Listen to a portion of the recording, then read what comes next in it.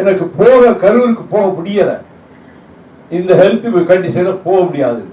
முதன்மை செயலாளர் காலையில அவர் போயிட்டார்.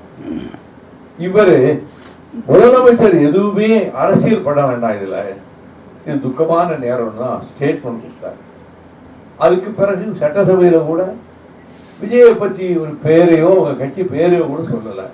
நிகழ்ச்சி நடத்துறவங்க அதுக்கு பொறுப்பேற்றுக்கணும்னு பேசுறாரு.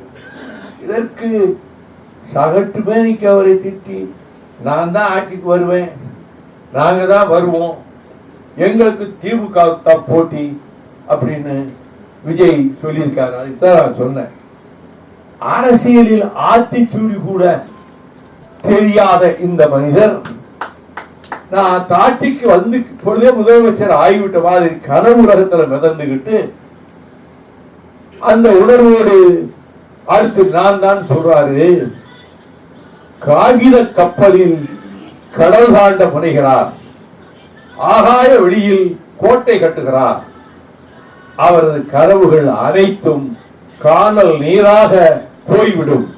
ஒரு ஸ்டேட்மெண்ட் அப்பவே 8:45 நான் கொடுத்துட்டேன்.